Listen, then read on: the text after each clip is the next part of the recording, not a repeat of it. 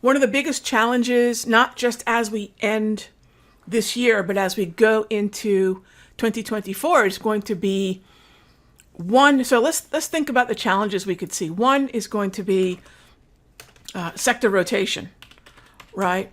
And all roads are going to lead to, especially the first couple weeks of the new year and the last week of the current year, everything's going to lead to, hey, let's keep it nimble, short-term swings, and day trades. So sector rotation versus participation. That's going to be, do we see the strong sectors like semiconductors and tech roll over and benefit the laggy sectors like healthcare and energy, right? That would be a very, very inline sector rotation. So we know at least what to look for.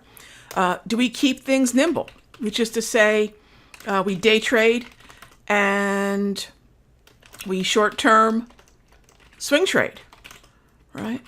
Those are things that allow us to look at strength getting stronger into the end of 2023 and the very, very, very beginning of 2024, right? And that's going to allow us to keep short-term windows.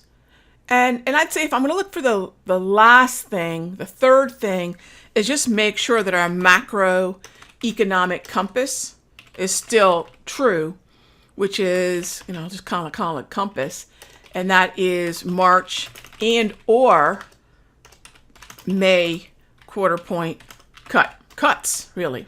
As long as that's still in play, as long as that's still the target rate probability, gotta be bullish, gang. I mean, bottom line is gotta be bullish. And I'm not being bullish for any other reason than the trends are pointing that way, the macroeconomic trends are pointing that way, and even day trading wise. So let's take a simple example, QQQ. So in light of everything we talked about, do I want to go into the end of the year thinking that equities are going to get crushed? No, I don't. So when we wake up to a mixed look, none of the sectors were looking strong. Apple was heading lower. Most things were choppy. Financials were choppy until they started to trend.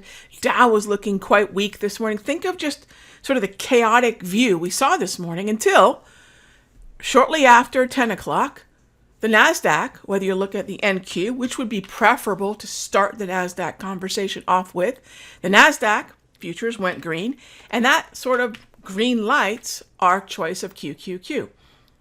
Then the plan is really simple.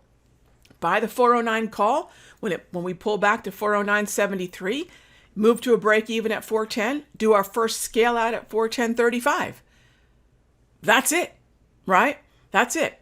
So as we are able to follow a trend, you might say, well, Rog, we didn't really have clarity of trend. So how do I get clarity of trend? Everything that you listed here is sort of a big picture trend, right? So let's talk about big picture trend versus how do I take advantage of today's trend, right? And this is what we do in the Mastery day in and day out. But what about today's trend? How do we do that? Well, the first thing that I highlighted was the green trend right here on the NQ or QQQ. That indicates we're heading higher. Well, we already had the green momentum, and I like that. I like when we see the momentum organizing. And as that momentum organizes, I have a pretty good idea that the trend and the momentum are going to continue to move higher. Once we go neutral, it doesn't mean that we can't keep going higher. It just means we need to be cautious about where we buy. So clearly, I'm bullish. What's another thing that I'm bullish about? One of the first things that we do is we identify where the previous session close is.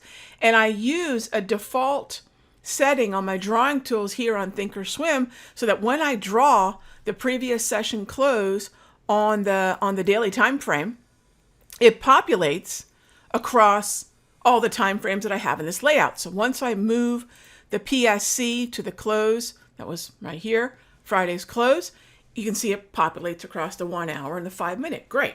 As long as we're above that PSC, there is a path of least resistance, quite literally, that's laid ahead of us. What else am I going to use? I'm north of the 200 propulsion. I'm north of the Pingala, which is a read that we have pretty much right on the bell now, right? I can get a 9:30 a.m. Pingala reading. Right? And that is, by the way, that's a 50%, it's a 50% measurement of the opening candle, if you want to use a 9:30 setting, or if you want to jump on the open, it's a 5-minute retracement setting of the 9:25 candle. Just depends on how quickly you want to get that sentiment read.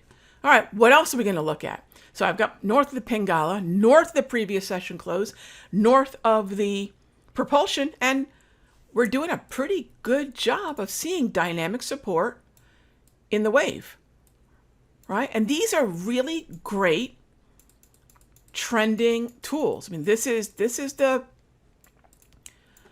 heart of what we want to do.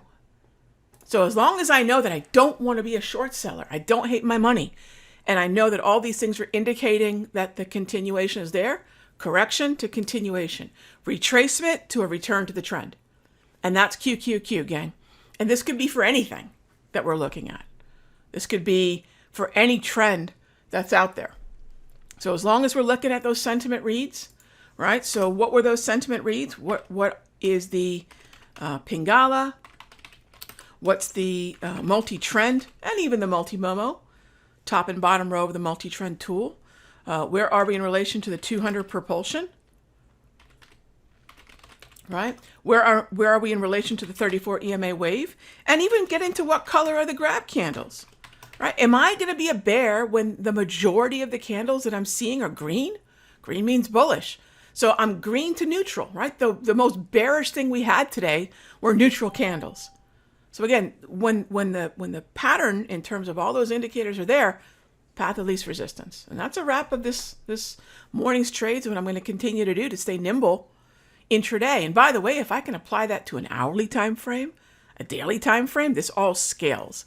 And that's where this gets super exciting, because it's both universal and robust. It works on every time frame, measuring with these tools, and it works really, really well.